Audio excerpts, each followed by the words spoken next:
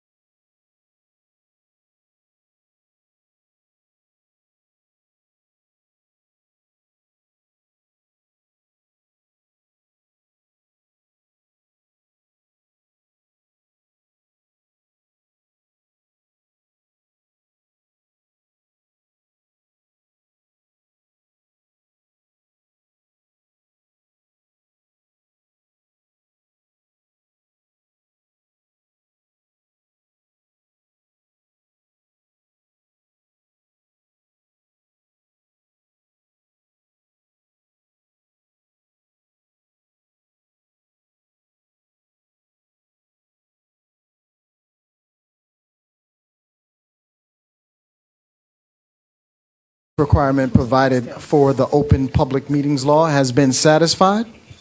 Notice was properly given. Said notice having been transmitted to the Courier News on Tuesday, January 16th, 2024, as well as posted on the city's website. Clerk, may we have a roll call? Council members Briggs Jones. Absent during roll call. Councilwoman Cherry. Present. Councilman McCray. Present. Councilwoman Sessoms. Present.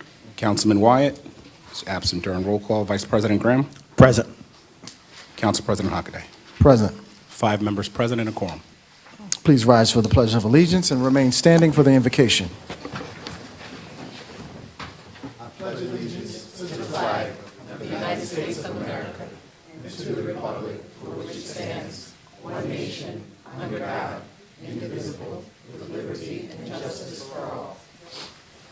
Humbly we ask God, the giver of peace and the lover of charity, to give the entire family of nations true agreement with his will, and to grant the light of his spirit on all those who work for justice and peace. Amen. Amen.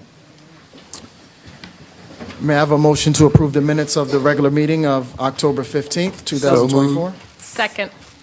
All those in favor, say aye. Aye. Any opposition or abstentions? Okay, that motion is approved. No presentations or discussion items this evening.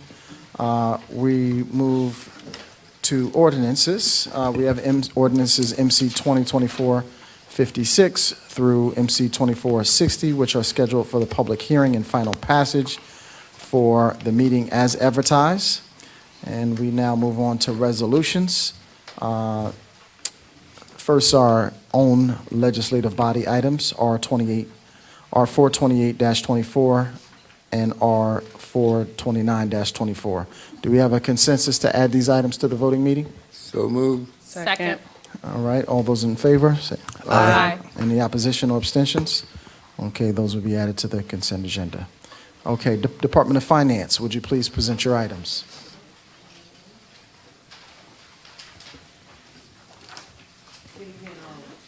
Good evening.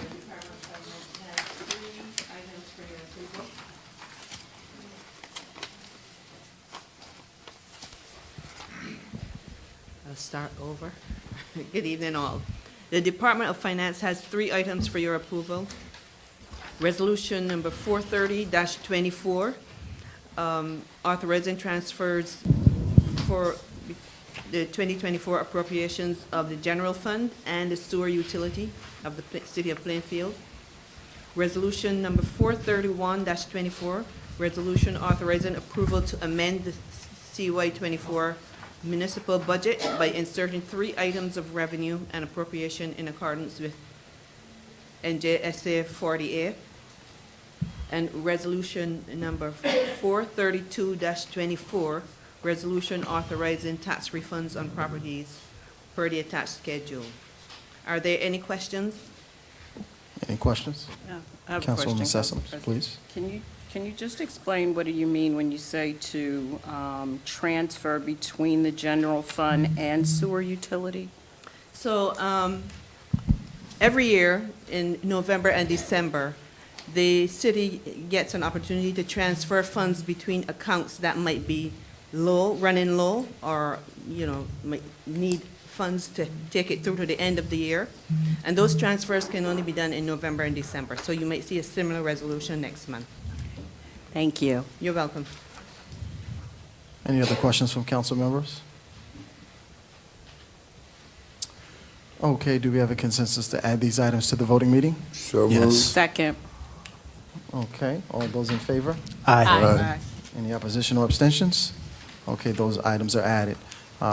Police Department, please present your items. Good evening. Good evening, Director. I have 2 items for your consideration. The first one is a resolution authorizing the Police Department to purchase 3 2023 Ford Police Interceptors. They are new vehicles from Nielsen Ford. The second one is a resolution to enter a contractual agreement with Seton Hall University for the enrollment of police officers. There'll be every officer in the department in an operational readiness program not to exceed $58,500. That operational readiness program is dealing with opioid use and the disorders that come along with that, with us dealing with individuals out in the street who may have overdosed or different things of that nature. I want to make sure that our officers are in the forefront of training when it comes to that. Now, these funds actually come from a fund that is set up by the state, so there's no cost to the city. We're using funding that we already have. We use it for Narcan and other things, but there's no cost to the city. And that's all I have, sir. Okay, any questions from council members regarding these items? I had a question Councilwoman, for R 434-24. Thank you, Police Director, for identifying this training. You answered the first question of how many officers will be trained.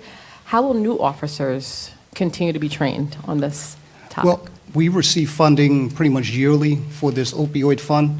We haven't really had to tap into it since we've had the money. So we want to, take innovative steps to use it. Now, if it isn't covered in the police academy, we'll do the training. It'll be ongoing. So if I bring in 4 or 5 new officers or 10 new officers next year, at some point I will come before you and request to have them trained as well. Okay, good. And I'm going to assume Narcan training is part of this training as well. Yes, absolutely. That's really the base of it. It's about preventing overdoses and understanding what you're looking at when you see a possible overdose. Okay. Thank you. You're welcome. any other questions from council members? Council President, yes, 2 questions. Yes, ma'am. Director, on the new police interceptors. Yes. Is that cost all-inclusive, or then do we have to turn around and retrofit them? No, this year we've had several vehicles that have been totaled due to accidents that have occurred. This is money to a lot of the equipment on those vehicles that have been crashed and we cannot use anymore. A lot of that equipment is being repurposed because a lot of those vehicles were brand-new vehicles, and unfortunately, people may have run into police cars and different things of that nature. So we are able to use a lot of the equipment that we already had from prior vehicles. Outside of that, I already have money in my budget to cover everything else, so it won't be any additional cost. Awesome. All right. And given supply chain command around police vehicles, is there an ETA on delivery? Oh, yeah, Nielsen Ford has these vehicles in stock. I'll get them as soon as you say yes, I can buy them tomorrow. That's even better, Director. And then, not a question, but just a comment. As a practicing clinician, I want to thank you for identifying this opioid training for our officers in the city. A lot of times people see substance abuse and alcohol as the problem, and they're not necessarily the problem. They're the way in which people are attempting to deal with their problems. So having a law enforcement force that can understand addiction and treatment and how to address it with compassion, I think is extremely important. So I want to commend you all as a practicing clinician and your councilwoman. Thank you, ma'am. Any other questions from council members? Okay, do we have consensus to add these to the voting meeting? So moved. Second. All those in favor say aye. Aye. Any opposition or abstention? Okay, these shall be added. The Fire Director, please present your items. The Fire Department has two resolutions for your approval tonight.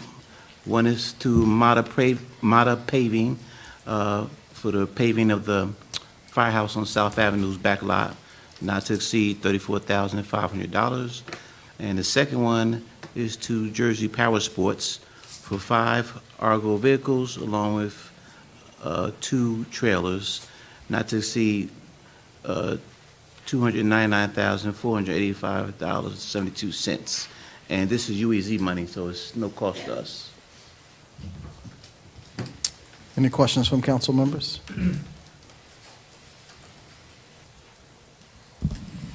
Can you describe an Argo vehicle for me? It looks somewhat like a ATV, but these can go on water, snow, brush. So when there's floods, we will station these all along throughout Plainfield, and they'll be able to be used for floods. They can go in snow. They're just like an all-terrain vehicle. Okay. Sounds good. All right. Do we have consensus to add these to the voting meeting? Yes. Second. All those in favor say aye. Aye. Any opposition or abstentions? Okay, these shall be added. The Department of Public Works, please present your items. Good evening, Council President Hockaday, members of the council. Department of Public Works has one resolution to present. Resolution 43724, authorizing approval to utilize the East SC&J Co-op for the City Hall parking lot number 2 improvements. This is for electrical improvements to the parking lot, and not to exceed $16,500 with Garden State Pavement Solutions. And this is to install 3 concrete light pole bases and to install a double 4-inch conduit totaling about 65 linear feet. And that's for us to move forward with purchasing charging stations down the road. So that's what this electrical improvements are for. Sounds good. Any questions from council members? Okay, do we have consensus to add this to the voting meeting? So moved. Second. Any opposition or abstentions? All those in favor say aye. Aye. Okay, these shall be added to the voting meeting. The Director of Economic Development, I don't see her, so, oh, she's on Zoom, right? Okay. Can you hear us, Director? Okay, thank you.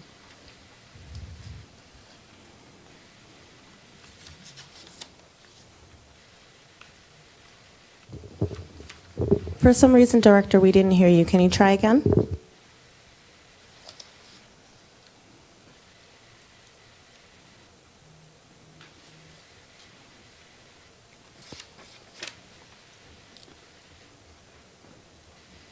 We'll just go out of.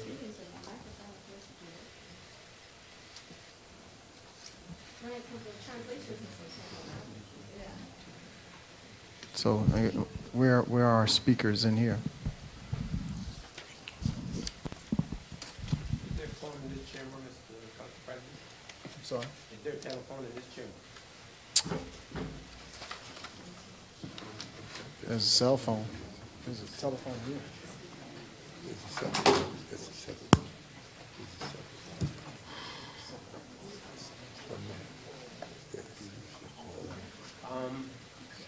I believe that the business administrator can speak on those of the items. Okay. Okay, I will speak on them. Okay, so the first resolution is for free parking in the Central Business District from November 28th to January 2nd, so from Thanksgiving to New Year's. This is something we do annually. So we're looking for your support on that. Then we have clean and liens, 20 of them. We have refunds of construction permit fees. These are fees that people paid for permits that they ended up not using them, so they're being refunded, 2 of them. And then there are the resolutions that are related to, let's see, Madison Ave, designating Madison Ave as that 18 to 24 Madison Ave as a non-condemnation redevelopment area and sending it to the planning board for a redevelopment plan. And then authorizing the First Amendment of the redevelopment plan for 1123 West 7th, or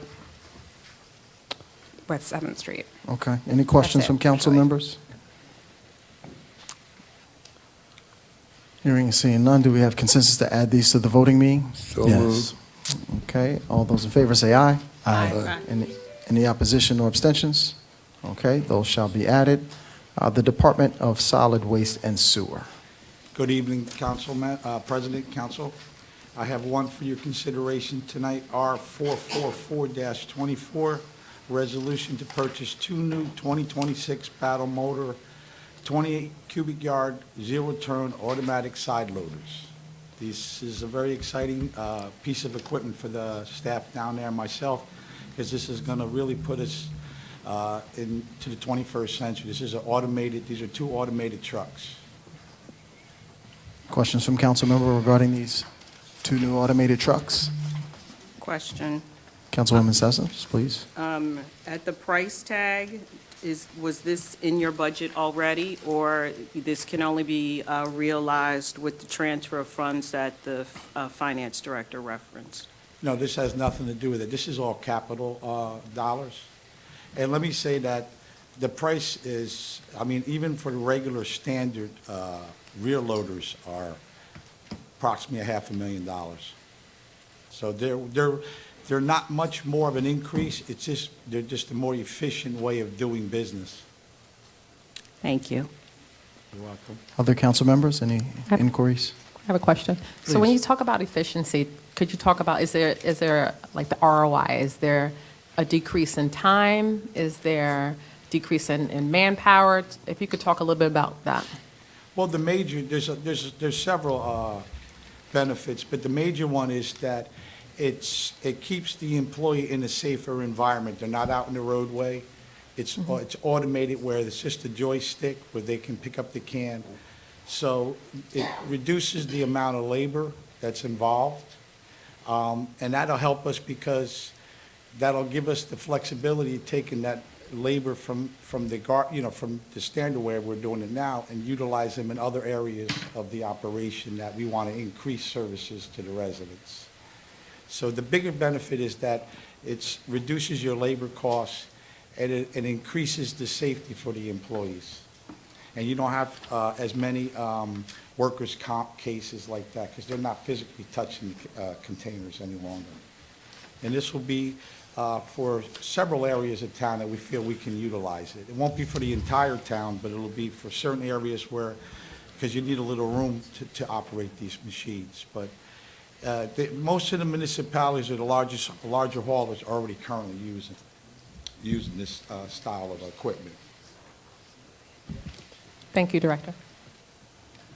Any other questions from council members? Yes, Council President. Please go right ahead, Council. Director Louise, quick question. So I know that you have to use specific garbage cans.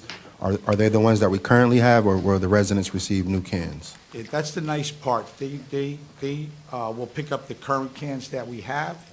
It also, we're going to be giving out additional cans for recyclables because the cardboard would have to be put into containers. But again, I'm excited, the staff is excited, because we have older employees too that have served their time, as we say, on the trucks. And this puts them into a spot where they can be as efficient as possible, but not be so out in the elements and be subjected to the physical requirements of working on the back of a solid waste truck. Okay, any other questions?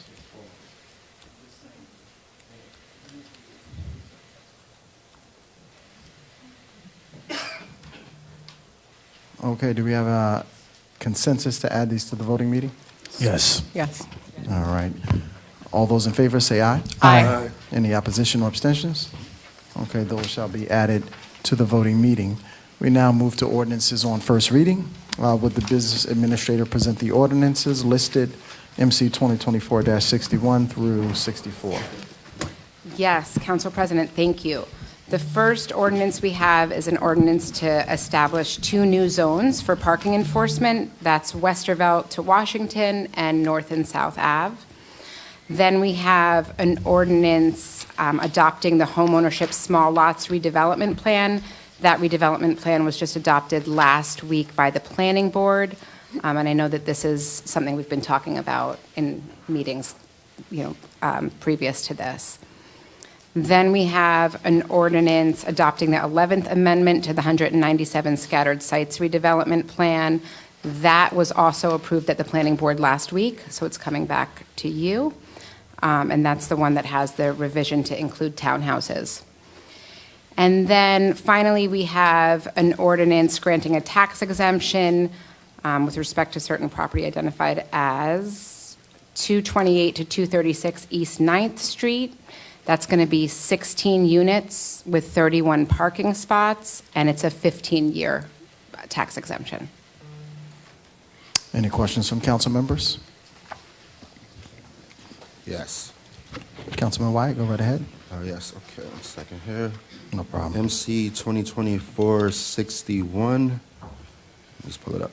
So after reviewing the revenue that municipalities generate from the park enforcement zones, I can understand somewhat why the administration motivation behind this recommendation.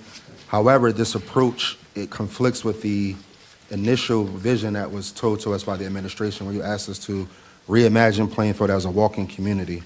And then you provided, the studies they promoted the concept, which included skewed data suggesting fewer residents would need cars and fewer residents would buy cars, which has in turn justified developers providing limited parking.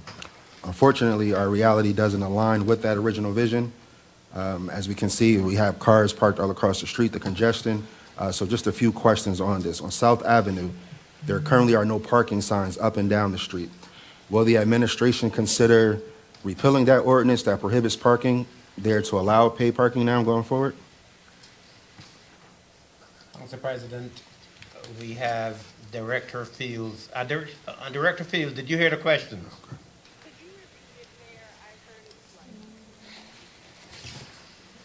So I have you on speakerphone, and she was asking for the question to be repeated. Okay. So on South Avenue, there are currently no parking signs up and down the street. So will the administration consider repealing the ordinance that prohibits the parking there to allow for paid parking?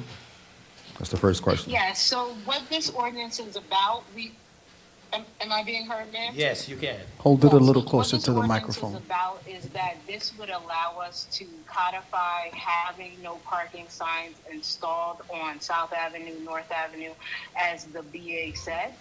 And once we have that, we're able to place the signs up there. And then this also allows us to look into Park Mobile. And when we have Park Mobile, we will also be able to move forward with the residential parking permits as well, to make sure that we're responding to the needs of our residents that are around the train station. Okay. Will the hours for the paid parking be consistent across the city? Yes, it will. Okay. And let's see. And how will the addition of the paid parking impact the residents in the area who face limited parking spots at their residence now? So I believe the question was, how will the paid parking impact the residents of the area? Did I hear that correctly? Yes. Yes. So what we're doing here, so I just want to be clear when I say that the parking on North Avenue, that's for non-residents. When we're talking about the parking at the residential permit areas, that's going to be complimentary parking for the residents as well as their household. So we're looking at how many parking decals will be distributed per household. In terms of the impacts of the residents, the reason why we're doing this is that we want to make sure that the residents, when they come home, they're not subjected to having transit users park in front of their homes. So we're hoping to improve their parking. Okay, and then just two more quick questions. So North Avenue, I know that they do have the alternate parking, street parking now. So how will this affect those attending Siler Field for swimming, park activities, basketball, sporting events, et cetera? The same alternate street parking is going to be in force. Is there a specific time you're looking at? I'm not as familiar with the schedule of Silersville. Well, I know they have events, practice every day, but sporting events is usually on the weekend. I mean, nobody's swimming now and it's cold, but, you know. Sure. Our parking is enforced within the hours of 8 a.m. and 6 p.m. Okay, 8 a.m. to 6 p.m. And that'll be consistent across the city. Yes, it is. All right, and the last one is, does the department have enough staff to effectively enforce these zones, or will there be a need to expand the team? And I ask this because, you know, insufficient staffing leading to the lack of enforcement have been an ongoing issue in the city. So right now, we're working with the staff that we have. We are looking at the possibility of staggered schedules to make sure that we can enforce effectively. We're always evaluating how we can improve and streamline our enforcement process. Okay, then just the last comment. The Park mobile app, I think, is a great idea. You can pay directly from your phone. It sends you text messages and let you know that the time is almost expired. You can extend if need be. But I just want to know, will we have training for our seniors and those not tech savvy? Will we provide training for them? Yes. So what we're going to do, and we're still in the middle of our rollout, we're working with the Director of Communications. We have a plan that's going to go out in social media. Park Mobile has provided us with collateral material to distribute to the public and roll out. We're in the midst of that. We also have, if you're not used to using a smartphone app, I think you mentioned yourself that we have pay by text that's available. And we also have our enforcement officers that will go out and explain this to our population. Okay, thank you, Director Fields. Any other council person wish to ask questions of the director? Question. Please, go right ahead, Councilwoman. MC 2024-62. I know this was on the resolutions before, and the small lots, those were offered to homeowners, like people that live next door to the properties also as well? Is that correct? Is that the same one? Am I correct? So this one was the small lots. These were offered in a previous auction where we did the 197 scattered sites. We do have a lot that we are going to offer that's in a neighboring to the church that's over on East 4th Street. I believe that's, if you notice, it's 430. I believe it's East 4th or East 3rd Street. I'll look it up for you. But that one is going to be offered to the church as well as the neighboring lots that actually touch the properties. Okay, thank you. Mm-hmm. Any other colleagues wish to ask questions? Okay, Council President? Yeah, go ahead. I was just trying to get somebody else another turn. MC 2024-64. Can you hear me? Okay.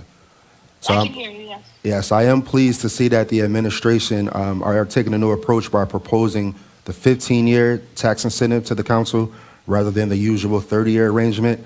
However, I do ask my colleagues to remember the meeting where the residents in that area strongly opposed this project. Some of you were on the council at the time, and I'm sure those who weren't, you are familiar with the issue because of your ongoing engagement. The neighbors, they voiced significant concerns about their development, emphasizing that the area is already highly dense and is densely populated with apartments and beautiful homes. The Historic Preservation Committee also pushed back, expressing that their recommendations were not fully considered. And I expect we'll hear from concerned citizens who are directly affected by this through calls and emails. If not tonight, then by the next meeting. And so if my perspective doesn't sway you, I urge you to please listen to their voices and vote no on this.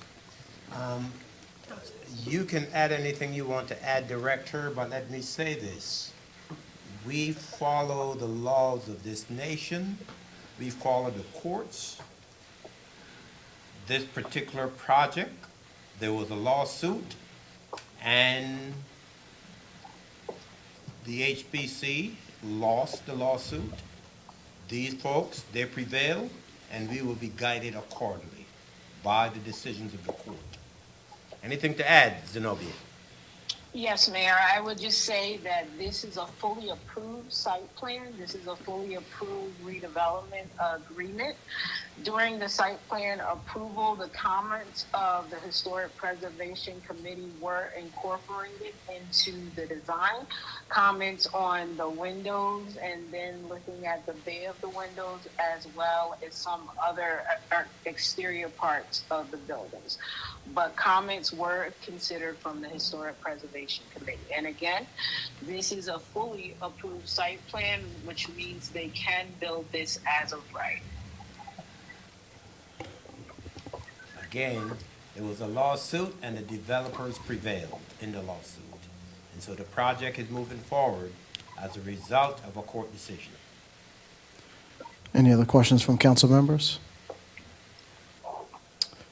Oh, Council President, so I Yes. just had more of a, not so much a question, but more of a statement. We're not voting to move forward to approve this. We're voting to approve the pilot, because this has already been approved, correct? 2 years ago. Okay, I just wanted to make sure. Yeah, that's correct. Okay. And based off of the plans and the designs from the planning board. correct. Thank you. Point of clarification. So if it's already been approved, then why is it in front of the council now dealing with the finances? So if we don't approve the 15-year agreement, then what will happen to the project? So what's been approved to date is the redevelopment agreement designating the developer as well as the site plan. So they have approval from the planning board to move forward. They also are moving forward with compliance and they can take out construction permits and proceed. What's being presented to you tonight is the financial agreement, a 15-year tax agreement, and that's up for your decision tonight. So the last part of that question was, if we don't approve this 15-year tax incentive or tax break, as you said, then what will happen to this project? The developer can move forward as of right without the tax abatement. But in order to make it financially feasible, the tax abatement is needed. And we receive the revenue. What you risk is the city not receiving the revenue because this would stay still. And I must add that the site will remain blighted and the city will receive significantly less revenues than it otherwise would under this pilot agreement. My last question, could she confirm if the current tax is what, 80,000 is the current taxes, and with the pilot, it's what, 1.2 million? Yes, that's correct, Councilwoman. It's 80,932. In terms of the share, with the tax agreement, we would get 1.216 with the pilot million. Thank you. Mr. President, that seems like a no-brainer to me, but it's up to you, the members of the governing body. Okay. Do we have consensus to add this to the voting meeting? Yes. Yes. We probably don't, so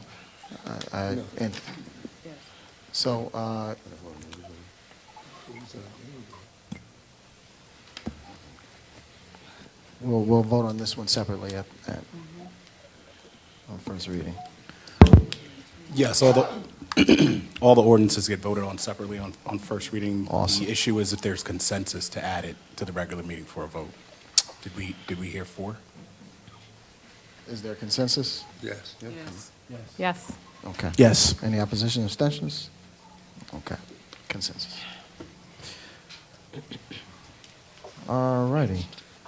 So we will now recess for 5 minutes, and we'll come back to our voting meeting.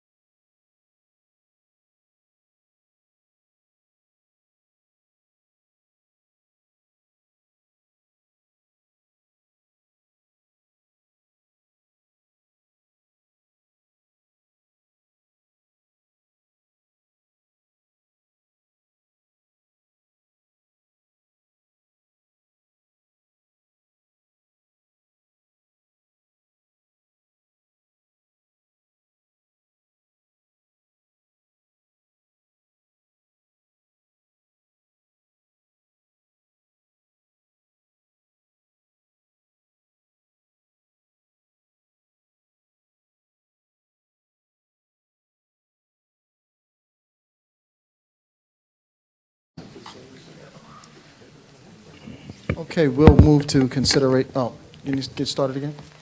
Okay. We'll move to consideration of public hearing, second reading and final passage. Madam Deputy, please read MC 2024-56 by title and further certify that it is complied with the law. MC 2024-56 is an ordinance amending the schedule of salary and wages adopted pursuant to Article 14, Chapter 11 of the Municipal Code of the City of Plainfield, New Jersey, for judge, prosecutor, public defender, and traffic guard. It is hereby certified that notice of a public hearing on this ordinance was published in the Courier News on October 17, 2024. If you'd like to speak regarding this ordinance specifically, the floor is yours. Hearing and seeing none, entertain a motion to close public hearing. Okay, and may I have a motion to adopt this ordinance on second reading and final passage? So moved. Second. Clerk, may we have a roll call? Roll call, MC 2024-56. Council members Briggs Jones. Yes. Cherry. Yes. McCray. Yes. Sessoms. Wyatt. Yes. Vice President Graham. Yes. Council President Hockaday. Yes. That is unanimous. This ordinance has been adopted on second reading and final passage. Madam Deputy, please read MC 2024-57 by title and certify its compliance. MC 2024-57 is an ordinance of the City of Plainfield, County of Union, New Jersey, adopting the Municipal Complex Redevelopment Plan dated October 3, 2024. It is hereby certified that notice of a public hearing on this ordinance was published in the Courier News on October 17, 2024. If you'd like to speak regarding MC 2024-57, the floor is now yours. Name and address for the record. Yeah, Nancy Peeble, 1129 Myrtle Avenue. I appreciate that the Planning Board, Economic Development Director Fields, and the North Swan Group added on page 17 of this plan, the police memorial currently erected on Block 602, Lot 1 will remain and will otherwise be incorporated into the redevelopment of the property. The memorial can be relocated if necessary, unquote. Please mark this plan as the latest updated plan so it's not confused with previous versions. Policing is different today than it was when this building was built. There is no doubt that an updated facility is needed. The police memorial is part of the history of the Plainfield Police Department. Thank you for hearing my concern and listening to my plea at the Planning Board meeting and the last City Council meeting. The Plainfield PBA raised money, erected, and dedicated this memorial on September 11, 2010 to the 4 officers who were killed in the line of duty from 1967 to 1985. Plainfield has gone through some difficult and troubling times. History doesn't change. What changes is the way we look at it and the lenses that we see history through. I knew of all of these officers. Growing up in my neighborhood, there were 5 families whose fathers or family members were Plainfield Police Department members. 2 of the 5 died in the line of duty. That was a heavy burden to carry as a teenager, considering all the deaths of national leaders during that time. Robert Perry was 22 years old. He was a Plainfield High School graduate, class of 1965, and a classmate of my older sister. He was killed in 1970. He was a Marine Corps veteran and survived the Vietnam War, only to be killed in his hometown. Mr. Busick was a father and was killed while on parking lot duty at St. Mary's Bingo Night. His wife and my mother knew each other from the Jefferson School PTA and other neighborhood activities. Officers Gleason, Perry, and Busick funerals were held at St. Mary's Church. When Officer Pallette was tragically killed, I was older, and I was wearing a different type of uniform.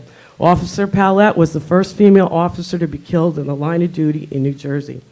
Even though Officer Pallette and I wore different uniforms, our officers were the streets of Plainfield, and in some way we were pioneers paving the way for other women coming up behind us. I remember seeing her on the beat, and it brought me great comfort to know she was out there like I was. It was traumatic to many of us whose carrier routes were the streets of Plainfield when she was killed. The details of the officers' deaths were different, traumatizing to their families and community, and occurred at a time when mental health services were not readily available to the community. This memorial deserves our respect and care, and not only honors them and their sacrifice to the city, but it honors those who built it with pieces of their everyday sacrifices as police officers and residents who try to make Plainfield a better place. The deceased officers served and protect just like all of you serve and protect.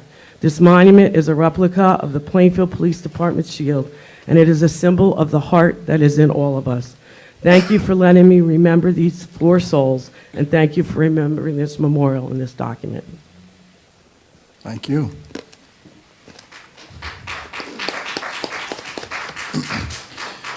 Okay, hearing and seeing no additional commenters, I entertain a motion and a second to close public hearing. So moved. Second. Okay, may I have a motion to adopt this ordinance on second reading and final passage? So moved. Second. Okay, may we have a roll call, please? Roll call MC 2024-57, council members Briggs Jones. Yes. Cherry. Yes. McCray. Yes. Sessoms. Yes. Wyatt. No. Vice President Graham. Yes. Council President Hockaday. Yes. 6 in favor, 1 opposed. This ordinance has been adopted on second reading and final passage. Thank you. Madam Deputy, please read MC 2024-58 and certify its compliance. MC 2024-58 is an ordinance of the City of Plainfield, County of Union, New Jersey, adopting the TODN North Avenue Redevelopment Plan Amendment dated October 3rd, 2024. It is hereby certified that notice of a public hearing on this ordinance was published in the Courier News on October 17th, 2024. Okay, the floor is now open to any member of the public who'd like to speak on this specific ordinance. Hearing and seeing none, I'll entertain a motion and a second to close public hearing. So moved. Second. And may I have a motion to adopt this ordinance on second reading and final passage? So moved. Second. Roll call, please. Roll call MC 2024-58, council members Briggs Jones. Yes. Cherry. Yes. McCray. Yes. Sessoms. Yes. Wyatt. Yes. Vice President Graham. Yes. Council President Hockaday. Yes. That is unanimous. This ordinance has been adopted on second reading and final passage. Okay, Madam Clerk, please read MC 2024-59 and certify its compliance. MC 2024-59 is an ordinance of the City of Plainfield, County of Union, New Jersey, adopting the East 2nd Street redevelopment plan dated October 3rd, 2024. It is hereby certified that notice of a public hearing on this ordinance was published in the Courier News on October 17th, 2024.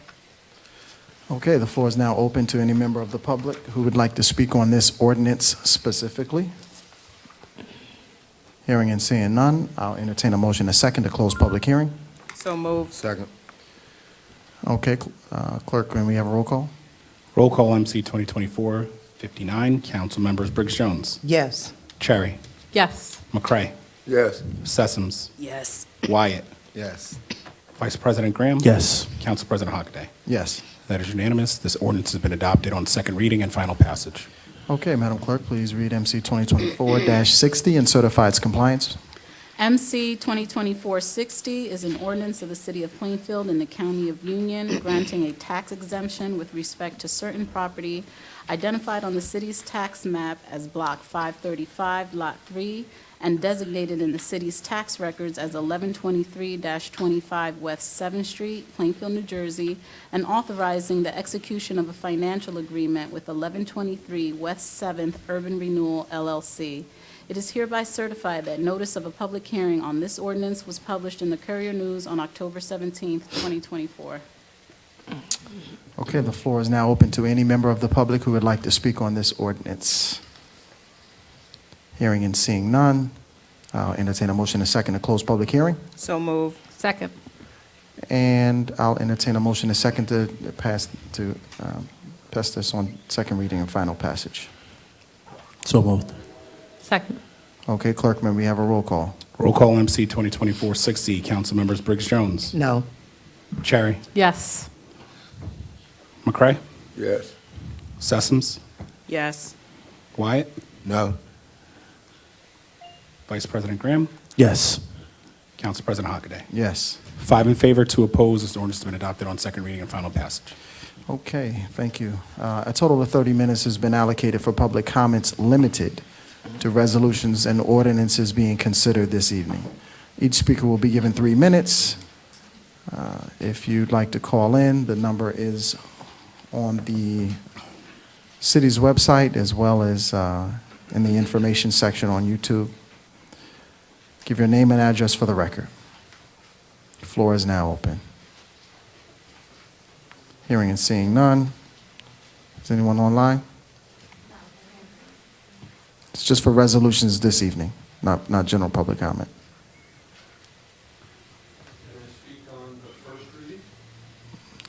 This is limited to resolutions, motions, and ordinances introduced on first reading. Yeah. Mhm. You're welcome. Salvatore Carano, 1284 East Front Street, MC 202464. I understood the conversation about the 15 years, and I appreciate the adjustment and to take a breath and step back and reevaluate giving away the keys to the city to developers. What I'm not understanding is, from what I read and what I heard, 80,000 current tax, $1 million pilot tax, and the developer still may develop if they don't receive the financial award of 15 years. My question is, it's a little hard to understand the future, but after the property would be developed, what would the assessed value of that property be? In my opinion, it would far exceed the $1 million in taxes that we're giving away for 15 years in an abatement or a pilot. Consider last Tuesday. The voters spoke. The elected officials had no choice to listen. Those in all 7 swing states listened to the voters. Not just the delegates, not just the Electoral College, but the voters. I suggest all of the elected officials and those that are serving as the mayors under his leadership listen to the people that are opposing. Stop giving away. We're beyond needing developers. We now have property that developers will come to us and want to develop. It's still a hot market. Stop giving it away. Thank you. Entertain a motion to close public hearing. So moved. Second. Okay, all those in favor? Aye. Aye. Okay, public comment is now closed. Mr. Clerk, please announce the consent agenda. Consent agenda items are identified as resolutions 428-24 through R444-24. Okay, may we have a roll call on the consent agenda? Need a motion and a second? Motion and a second, please. So moved. Second. Roll call, please. Roll call on the consent agenda items. Council members Briggs Jones, Yes. Cherry, Yes. McCray, Yes. Sessoms, Yes. Wyatt, Yes. Vice President Graham, Yes. Council President Hockaday. Yes. That is unanimous. The consent agenda items have been approved. Okay, we now come to ordinances on first reading. Madam Deputy, please read MC 2024-61. MC 2024-61 is an ordinance to establish parking enforcement zones in residential areas. I'll entertain a motion to adopt this ordinance on first reading. So moved. Second. Roll call, please. Roll call, MC 2024-61. Council members Briggs Jones, Yes. Cherry, Yes. McCray, Yes. Sessoms, Yes. Wyatt, Yes. Vice President Graham. Yes. Council President Hockaday. Yes. That is unanimous. This ordinance has been adopted on first reading. Madam Deputy, read MC 2024-62. MC 2024-62 is an ordinance of the City of Plainfield, County of Union, New Jersey, adopting the homeownership small lots redevelopment plan dated November 7th, 2024. I'll entertain a motion to adopt this ordinance on first reading. So moved. Second. Clerk, may I have a roll call? Roll call, MC 2024-62. Council members Briggs Jones, Yes. Cherry, Yes. McCray, Yes. Sessoms, Yes. Wyatt, Yes. Vice President Graham. Yes. Council President Hockaday. Yes. That is unanimous. The ordinance has been adopted on first reading. Madam Deputy, please read MC 2024-63. MC 2024-63 is an ordinance of the City of Plainfield, County of Union, New Jersey, adopting the 11th Amendment to the 197 Scattered Sites Redevelopment Plan dated November 7th, 2024. I'll entertain a motion and a second to adopt this on first reading. So moved. Second. Clerk, may we have a roll call? Roll call, MC 2024-63. Council members Briggs Jones. Yes. Cherry. Yes. McCray. Yes. Sessoms. Yes. Wyatt. Yes. Vice President Graham. Yes. Council President Hockaday. Yes. That is unanimous. The ordinance has been adopted on first reading. Thank you. Madam Deputy, please read MC 2024-64. MC 2024-64 is an ordinance of the City of Plainfield in the County of Union granting a tax exemption with respect to certain property identified on the city's tax map as Block 824, lots 24, 25, and 26, and designated in the city tax records as 228-236 East 9th Street, Plainfield, New Jersey, and authorizing the execution of a financial agreement with Golden Circle Urban Renewal, LLC. I'll entertain a motion and second to So adopt this. moved. Second. Clerk, may we have a roll call? Roll call, MC 2024-64. Council members Briggs Jones. No. Cherry. Yes. McCray. Yes. Sessoms. Yes. Wyatt. No. Vice President Graham. Yes. Council President Hockaday. Yes. 5 in favor, 2 opposed. The ordinance has been adopted on first reading. Okay. We now move to general comment. A total of 30 minutes has been allocated for all public comments. Each speaker will be given 3 minutes. If you would like to call in, the number is on the website or on YouTube. The floor is now open. Good morning. Name and address for the record. Good evening. Yo he venido acá que me escuchen porque enfrente en mi casa, mi nombre es María Delgado y mi dirección es 425 Orchard Place. Y he venido acá para que me escuchen que enfrente de mi casa, en mi propiedad, me van a tirar colchones en la noche, quizá en la noche, botellas que toman de cerveza, las van a tirar mucha basura y se meten adentro. Yo tengo cercado ahí, se meten adentro a robar y yo no hay qué hacer. Y yo le he llamado a la policía y la policía no hace nada. Gracias. Okay. Gracias. We'll have the police director talk to you about enforcement in that area. Name and address for the record. Good evening. My name is Stuart Seidenstricker, and I work with Wind of the Spirit, a community center that has a center here in the Quaker House at 225 Watchung Avenue, and a lot of our members live in Plainfield. Wind of the Spirit's work is more urgent than ever, as the incoming federal government has vowed to start mass deportation on day one of the new administration. Nearly 1 in 4 New Jerseyans is an immigrant, and over 10% of U.S. citizens' children live with at least one undocumented family member. We're here tonight to make sure Plainfield government has the resources and the resolve to stand with the Plainfield's communities. The 10th Amendment is clear that the federal government cannot compel state and local governments to enact or administer a function of the federal government, which includes immigration enforcement. Further, state and local governments are free to refuse requests to do so and to prohibit employees from assisting in federal enforcement actions.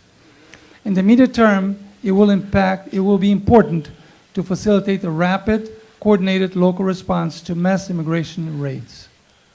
Our partners in the ACLU stand ready for information and resources available soon, and we know that the city can coordinate also with Cities for Action, a coalition of nearly 180 U.S. mayors and county executives who advocate for pro-immigrant federal policies, which are happy to recognize that Mayor Mapp is already part of it.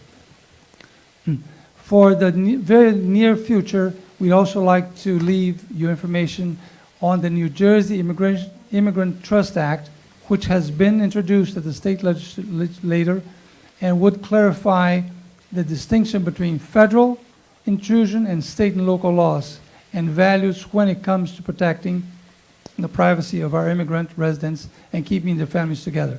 It's important for this law to pass before the new federal administration takes office, and we encourage you to pass resolutions supporting it. We are happy to help draft this resolution and have included sample of language in this package that I'm leaving with you. Finally, we'd like to leave you a package of statistics of economic contribution of family makeup of immigrants in our great state. Families throughout the state have members of mixed status, some born here, some naturalized, some undocumented, some dreamers, and more. Those with and without status alike abide by the law, pay taxes, own businesses, employ workers, raise families, and contribute to our community. The only difference is that those without status lack a piece of paper that the federal government has made increasingly difficult to obtain. Appreciate your consideration, and we'll leave you with a package so you can take a look at this. We appreciate that. Thank you.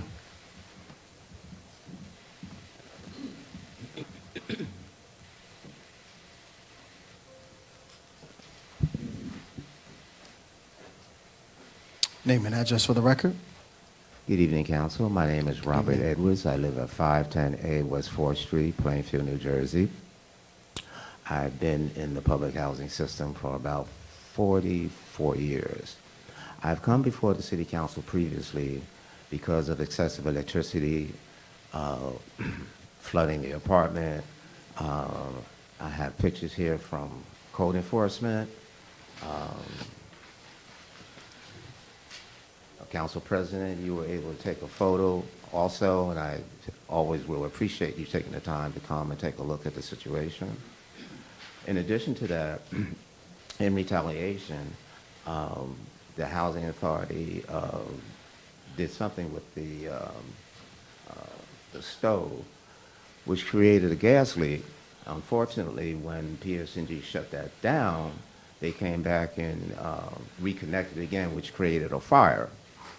And the fire department came and addressed that issue. Not too long after that, in March, they came and put a whole bunch of toxins in the bathroom, and I took pictures of that. I asked a couple of public officials to come and take a look at it, and they did, but this problem remained for quite a while. Unfortunately, it sent me to the hospital, in which it was determined that I was exposed to some gaseous substances in my blood. Recently, another situation has occurred, approximately November 6th, when they came into the apartment and dismantled not only the toilet, but they also dismantled the sink. As soon as I possibly could, I got pictures taken and brought it to both code enforcement and the health department. And unfortunately, they didn't respond. I did get them to sign that they did receive the complaint, but there was no response. As the universe would have it, a public official stepped in and had this particular situation addressed immediately that day, which I was shocked and pleased. Thank you. Today, the Housing Authority came in and repaired the sink, 346. So I really want to thank that particular official for that amazing immediate response to a crisis. But most importantly, how much time do I have? None. None? None remaining. None remaining at 3 minutes. One statement? Yep. Fine. Because I'm that nice. Since approximately October of 23, the agency, the Housing Authority of Plainfield and Randall Wood and everybody connected to them have been releasing toxic substances into the apartment at various times of the day, which has taken me to almost every hospital emergency room in the last 10, 12 months. All right, Now state, I state, that am was a sick. statement. Thank you. Now I am sick.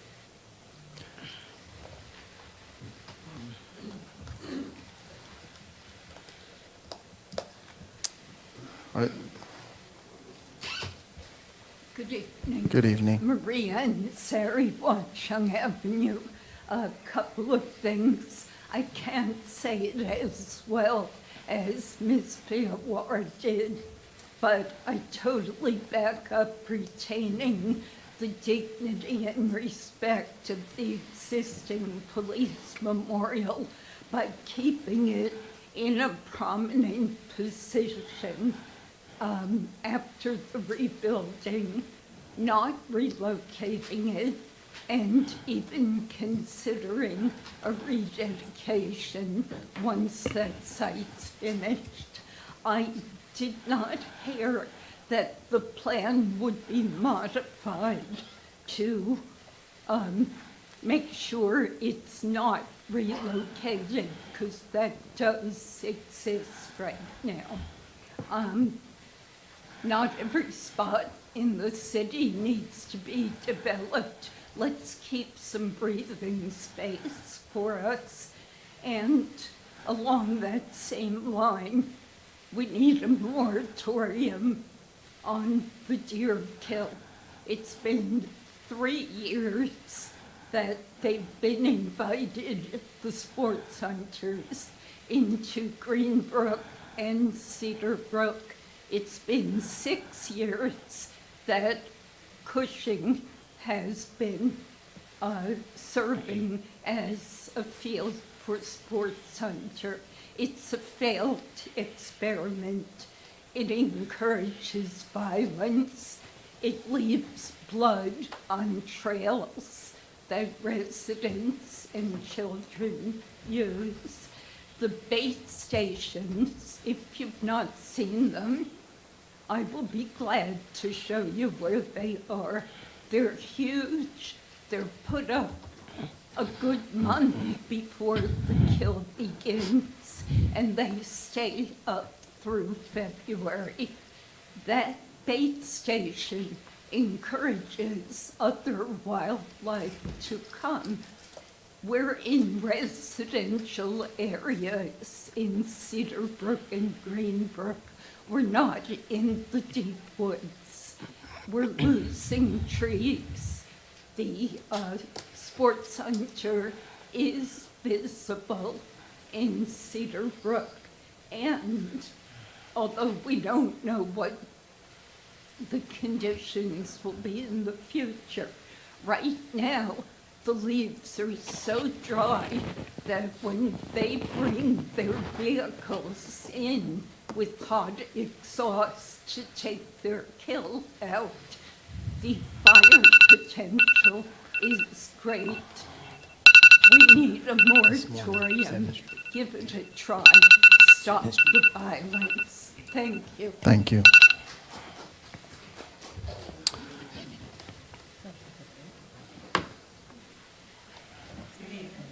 Good evening. Pamela Dunn, 750 West 4th Street. I'm here for my concerns about safety again.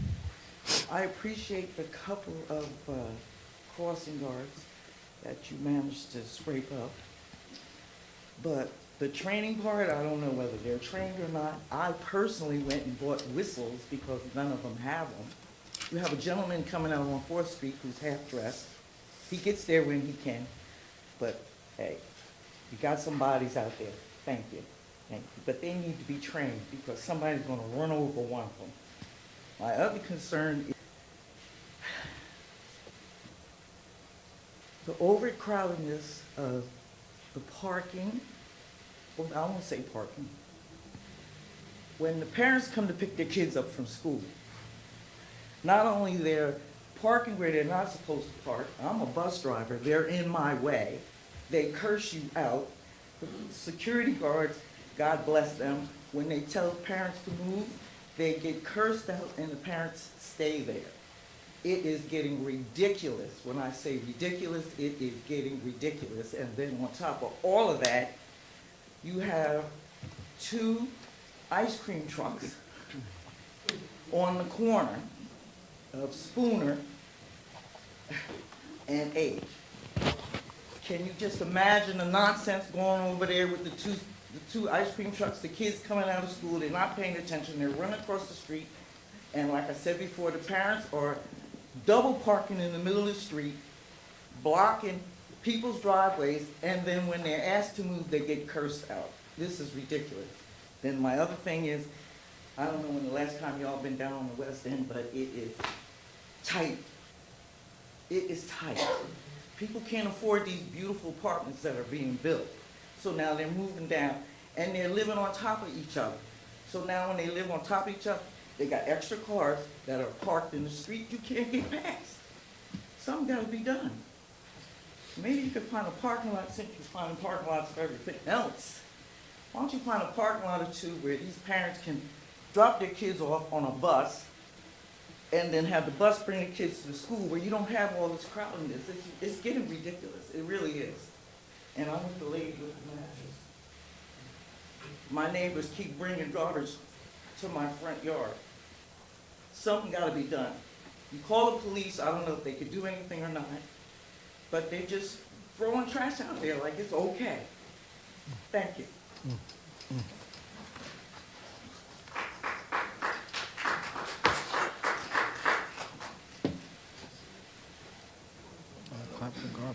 Nancy Peeler, 1129 Myrtle Avenue. Yeah, there is more trash, because I saw trash today, and I'll let you know where I saw it today, okay? Because they keep dumping on city property on Girard. I just saw a couple more mattresses there today. But I want to thank, on Facebook, you see a lot of complaints all the time, and I try not to get involved with some of them, but it was a long process to get West Front Street paved, and I want to thank the Public Works Department and the engineers, because I was pleasantly surprised once they finally finished it. It was arduous trying to get in and out of the museum that I go to every day, and they did a really nice job in front of the Drake House, and we really appreciate it, because I didn't want to have an argument with you, but it wasn't a battle I was going to fight. But they did relay the bluestone, and they did color the curbs. So the board appreciates the fact that the city did the right thing, and I appreciate that. And Mr. Dabney, after the meeting, I'll give you an article from 1898 where they talked about paving West Front Street between Grant and Clinton. So you're not the first one to have to done it. I wonder how many more times. But they were complaining because they couldn't pave the rest of West Front Street past Clinton because the city didn't have the funds to do it. So then they asked for people to put stone down so there wouldn't be a lot of dust. And I also want to thank Police Director Abney, because we did bring to conclusion, I talked about it last month, there was a veteran stone that was found in the city, and it got put back at the right cemetery, and I did go over and make sure that it was placed, and I got a call from the proper authorities, and I appreciate the efforts of the Plainfield Police Department to bring that cemetery home stone back to where it rightfully belonged.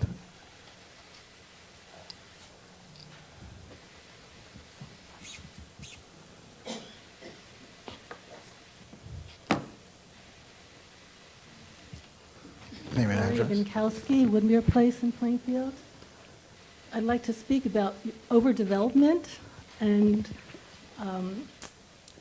as a problem in terms of safety for our residents, in terms of being able to get where they need to go in a timely fashion. Just think about a fire engine having to get to where it needs to go, an ambulance.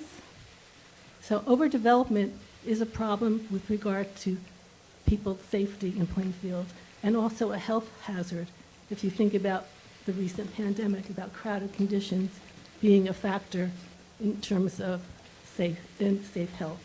And I also, obviously, as you know, am asking for a moratorium on the deer kill, and also consider a moratorium on development as well.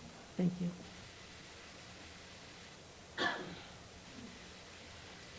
Is anyone online? Yes. Okay. I am closing public here. Come on up. Good evening. My name is Hadia Muhammad. I live at 920 South Avenue. One I got a second. quick question. Thank you. Come up, sir. Name and Good address. evening, everyone. My name is Craig Davis. I live at 810 Kensington Avenue. I moved back to Plainfield in January, and I'm falling in love with this place. I'm taking care of my elderly parents. I live at 810, like I said, but next door to me, 814, is like an apartment building. It used to be a one-family house. It's like an apartment building now. People come in, they come out, they move in, they move out. That house and then the house across the street at 815, 817 is owned by the same person. Now, the property is very well kept. They come in and there. But every month somebody's moving out, every month somebody's moving in. On my block on Kensington, between Putman and Watchon, there are between 35 and 40 cars there every night. It looks like Front Street, where the apartment buildings are. I don't understand why, again, we're still in this situation talking about this. I have a cousin that lives in North Plainfield. He had the same situation. The city got the people out of there. I don't understand what's going on. It's going to happen more and more. I'm telling you guys, we got to do something about this housing, and people just renting out rooms. Thank you. Thank you. Okay, closing public comment.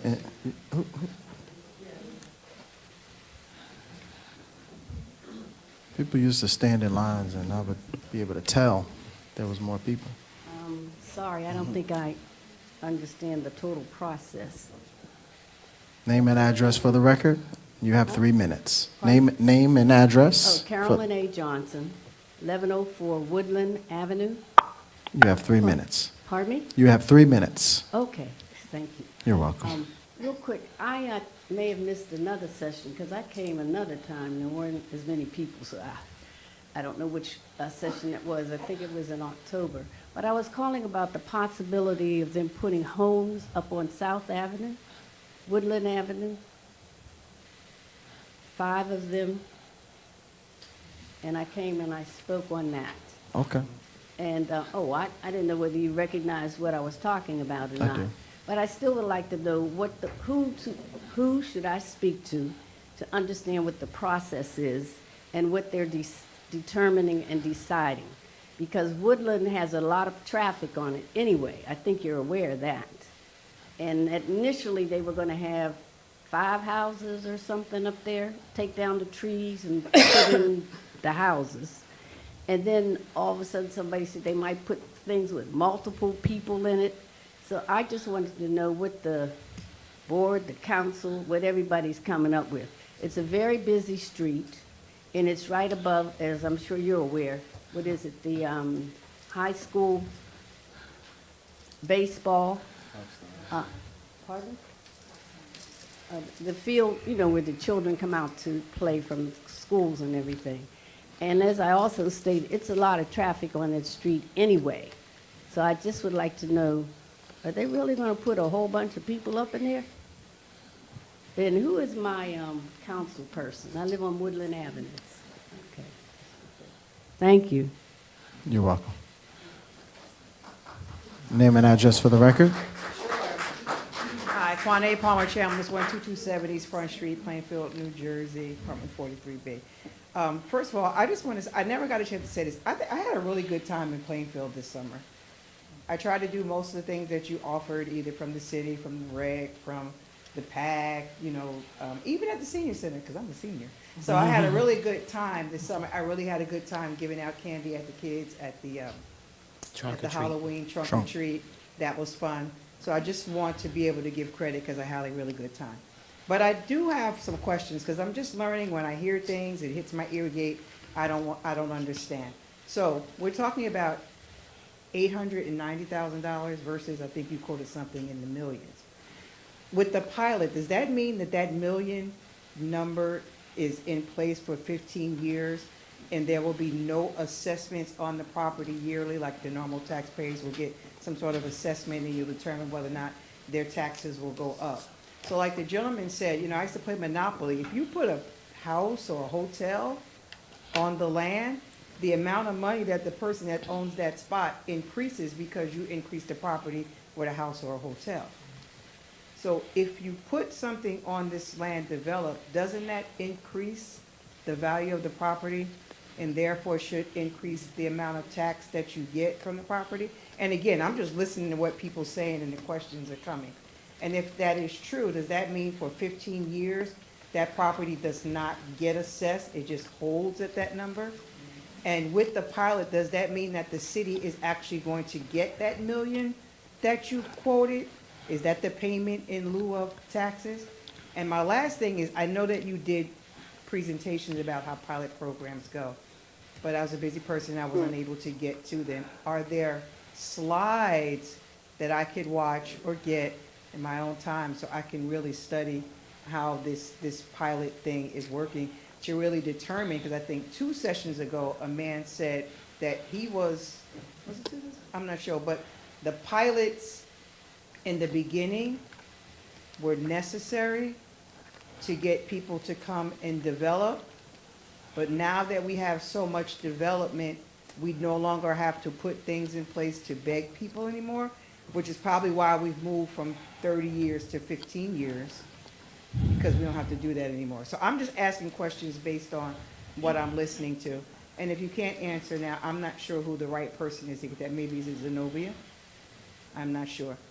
Last thing, the senator from Union, crying, put an article out in the Insider, and he was talking about how this last election is now making some of you who are high up in the Democratic Party in Union County and the state rethink some things. So I think that he was kind of right when he said you might want to listen to people, because I believe that the voters said you're not listening. Union Thank you. County never swings for the way that it swing for Trump. He didn't win, but he got so close. And what the correlation is, Thank you. places where the housing Point of order. prices are out of control, Council that's President, the point of order. highest vote Thank you. for Trump in Union County. Union County and Passaic, you better think Thank about it. you. Thank you. Okay. Quiet, please.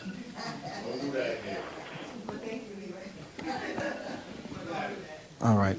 Public comment is closed in person. Can you enable the person that's online? Caller ending in 022, you can speak. Yes.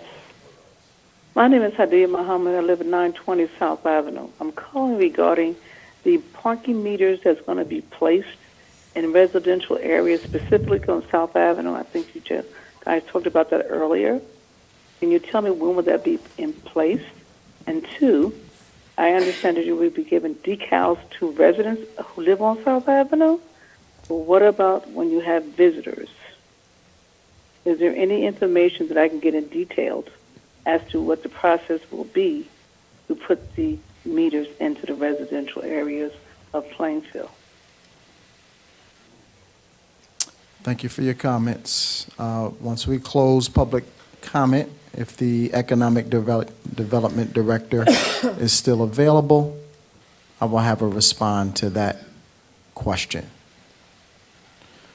Is there anyone else online? Caller ending in 659, you can now unmute yourself. Hello? Can you hear me? We can hear you. Okay, thank you. My name is Shirley Fettif Lewis. I live 1094 Central Avenue. I just have 2 questions. One is, how many police officers are employed by the city of Plainfield? And 2, Plainfield is getting overcrowded and you have no rescue squad. Are you planning on getting another rescue squad put in place? Or are they just going to outsource, or are they just going to continue to, when someone needs to go to the hospital and they call 911? Or are you guys just going to continue to have the people that's calling the other cities to pick up Plainfield's slack? Thank you for your question and comment. I will have someone from the administration address your question and misconception.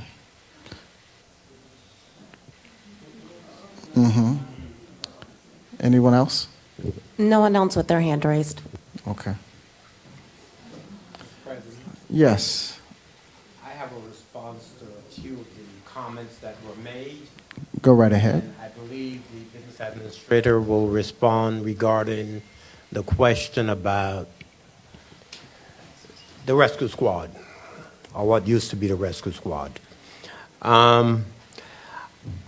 As far as the farm on Cushion Road, what used to be a farm, I can tell you that the business administrator and I, we have a plan, and we have been having conversations with the county about what can happen there at Cushion Road.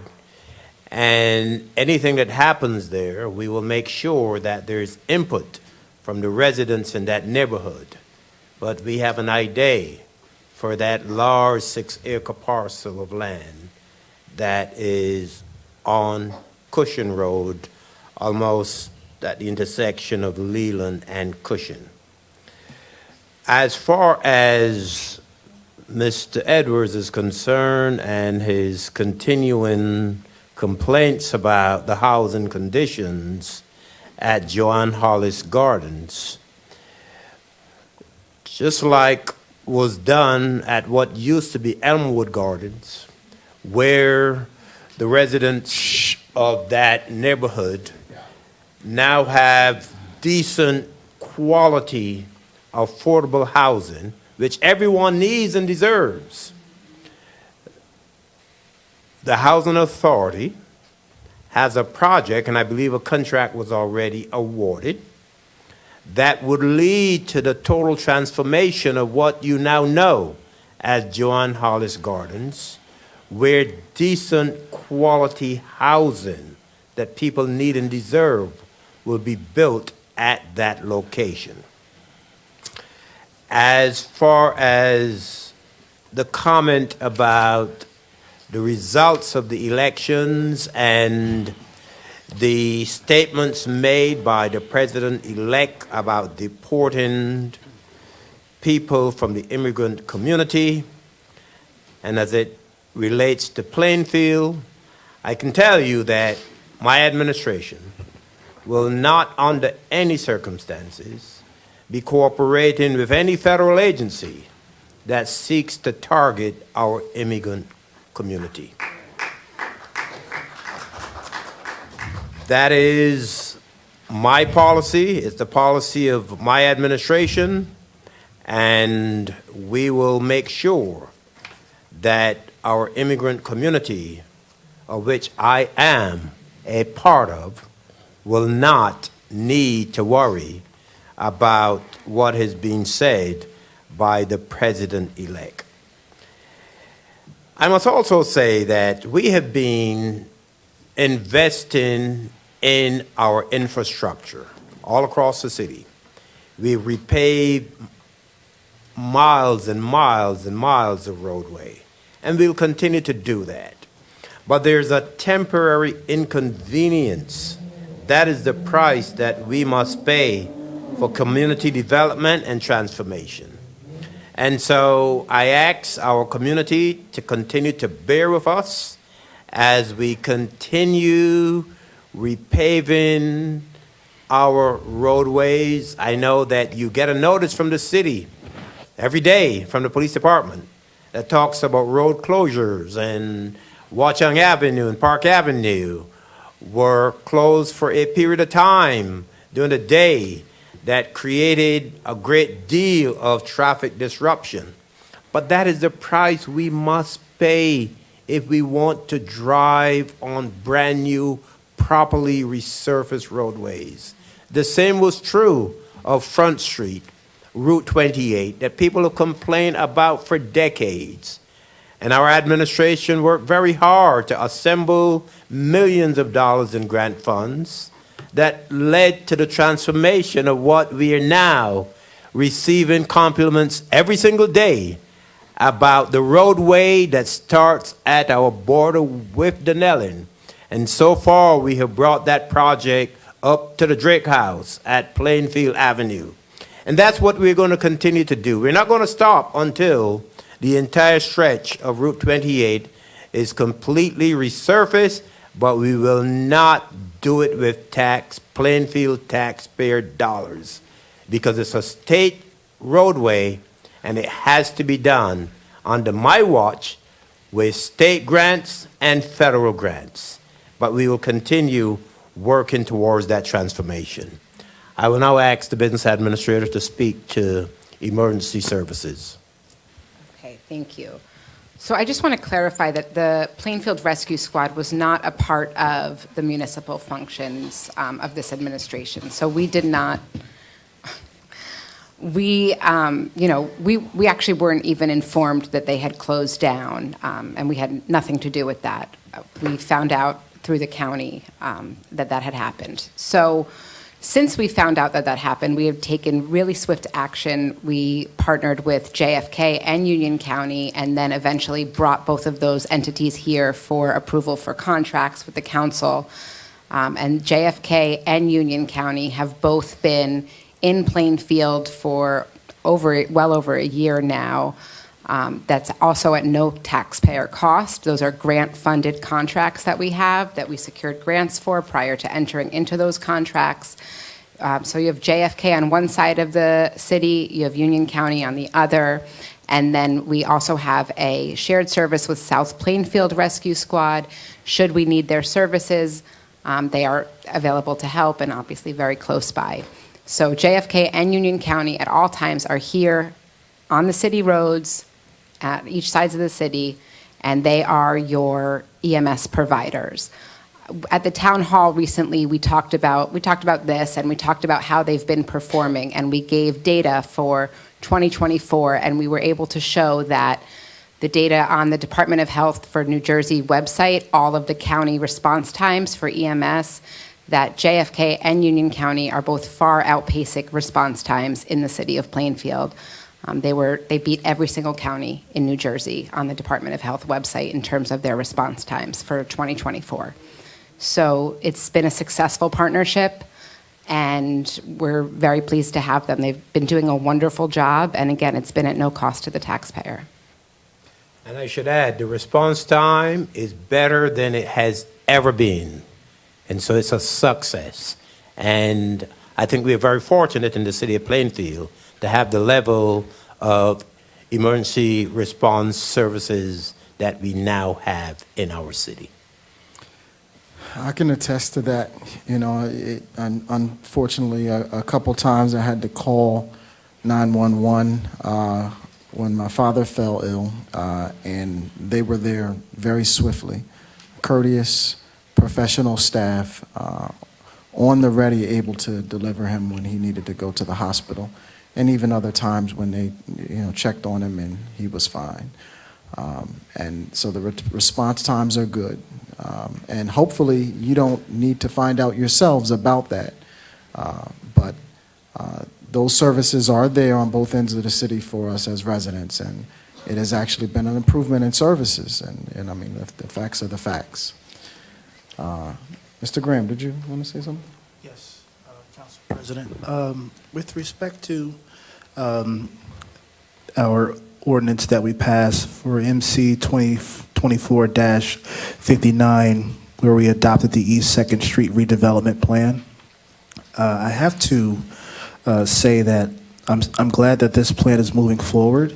For years, that area has been a challenge. And I also want to give kudos to our police department, because on East 2nd Street, particularly between Johnston and Netherwood, there's been a tremendous amount of loitering, and that's been going on for quite some time. And although we have challenges with bail reform, its intent, of course, was to create equality amongst the haves and the have-nots, but the execution of it has given us challenges. And just through the hard work and the partnership with myself, Councilwoman Julian Cherry, the administration, we were able to drastically clean that area up. No more loitering. The difference is night and day.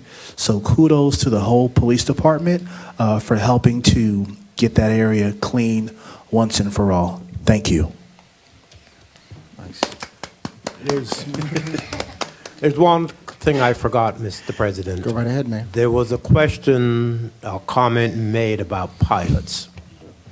And I know that over the last month or so, we spent an inordinate amount of time explaining pilots and why pilots are good for any municipality, not just Plainfield. We're not the only ones that are doing it. But, you know, I can take you back to the 5-acre parcel that was at the corner of South End Parkway and Grant Avenue. A 5-acre lot that was blighted, where it was a harbinger of crime, and we were able to enter into an agreement with a developer that brought 90 units of workforce housing there, as well as a commercial development known as ABC Building Supplies. And people could ask, so why did you give a pilot? Why didn't you have taxes based on the assessed valuation of the property? The fact of the matter is that project would never have been built if we had insisted that the developer pay conventional taxes. The 5 acres would still be there today, blighted, a harbinger of crime as it was for decades. The same is true of the many different lots that you see across the city.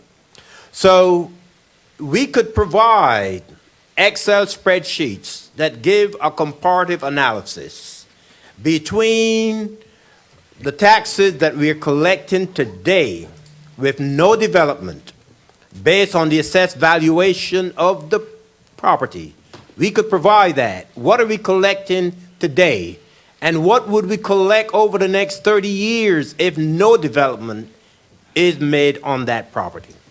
We could also, in the spirit of transparency, provide you with an analysis that would show how much the city would collect under a conventional tax situation, meaning based on the assessed value of the property times the tax rate. How much would we collect if someone were to build a project on that site? And what would the revenues be over 30 years compared to what we will get without no development?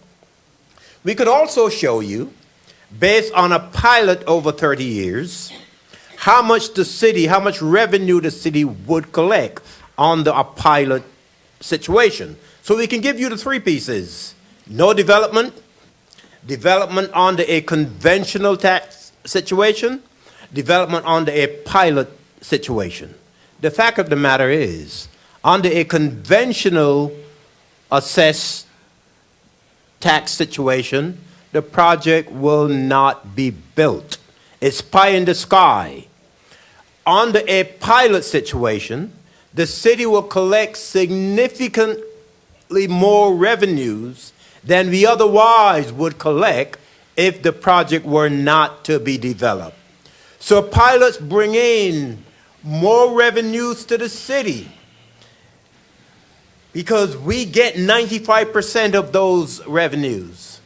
And our budget is impacted very favorably as a result of pilots than they otherwise would be. That site, whether it's 2 acres, 5 acres, the site on East 9th Street, it will not be developed without a pilot payment in lieu of taxes. So we could sit here all we want and talk about conventional taxes. What would happen if you insist on conventional taxes? What would happen is that we would have blight all across the city, as was the case for 30, 40 years before my administration took office in January of 2014, where you see a transformation across the city. Now, we have people that are in desperate need of decent quality housing. Yet we have some people that come to these microphones and want to put the brakes on development. When people are crying every single day for decent quality housing, yet we have people that are saying, no, folks don't deserve to live in decent quality housing. Let them remain homeless. Let them just fend for themselves. Well, my administration is not of that view. And we will continue to develop in this city so that we can provide housing with the support of the council to the thousands of people in our city that we need to take care of. We can't let people fend for themselves. I mean, so many of us were there at one point in time. And don't we want to pull people along so that they can enjoy a better quality of life? You want people who have decent big houses. Stop us from building apartments to provide decent housing for the people that are crying out, that are desperate. It's all well and good for those of us who have these beautiful homes to sit in our homes and talk about not wanting to develop any more in our city.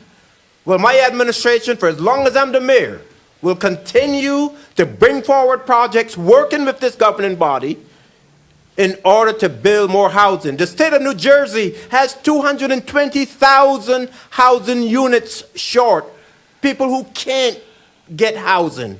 So that ordinance or resolution that was on the agenda tonight about allowing for smaller homes and so on and so forth, that's the kind of thing that we're going to push. We're also going to come at some point in time about what is known as accessory dwelling units, where people are able to build smaller homes on their properties if they so choose, so that we could provide decent quality housing to the number of people in our city that are desperate and are crying out for housing. That's where I stand as mayor of this city. That's where my administration stands. And I hope that we will continue to have the support of the governing body. Thank you. Council President, I just want to make a comment about a separate topic. I would be remiss if I was away during the week and I learned that a toddler was shot at one of our parks and had to fight for their life. Then a few days later, a high school student was shot, fighting for his life as well. So to those families, to those children, to the parents, as a governing body, as a city, as a community, we have to do more and we have to do better. We can, we will, and we must do better. So we can, say the things that we do here, and some of us think the things are really great, but if we look at our real key performance indicators, it shows you that, like the old African proverb says, it takes a village to raise a child. And if that child does not feel embraced, it will burn down a village to feel its warmth. And that's what's going on right now. We had fires in the park, but what really stuck out over this last week was hearing that 2 children, a toddler at a park playing, and a high school student was shot.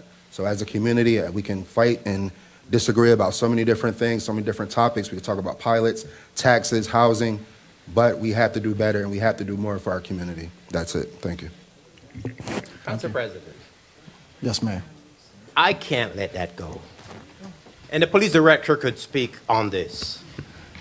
If, and I'm just doing this as an analogy, but if a couple living in their home, one decides to shoot the other, what can my administration or any of you do about that?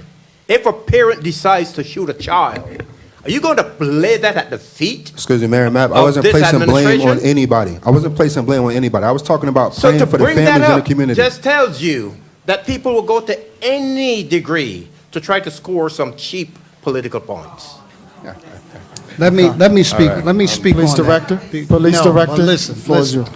Let me speak on this. Police Director? Okay, because without me speaking, it's really just hyperbole. The reality of it is this: there are incidents that happen in the city of Plainfield that are thoroughly investigated by the police department. We bring justice to victims in this town at a rate that has not been seen in this city in decades. That's the reality of it. This town is much safer than it was before Mayor Mapp became the mayor and since I've been the police director. I take the safety of all of you extremely personal. So when I hear things that are going on basically as a result of other factors that are outside of this administration, because nobody sitting in this room could have stopped either one of those incidents from happening, okay, it is not right. It is not the proper place or the proper time for comments like that. The city of Plainfield is in a much better place than it's been in years, and it continues to get better.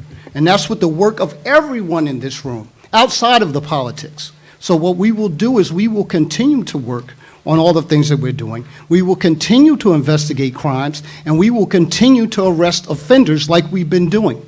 Everyone in this room can say that this city is safer than it's been in a very, very long time.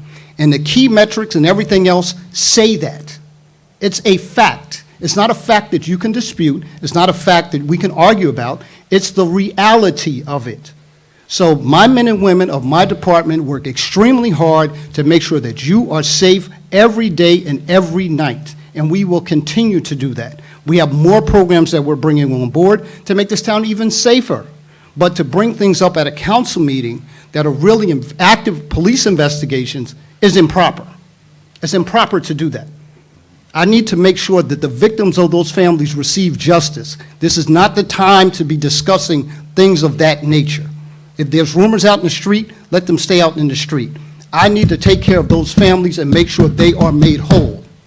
And that's all I have to say on it. With that, I'll entertain a motion to adjourn. So moved. All in favor, say Second. aye. Aye. Meeting adjourned. Thank you. Yeah.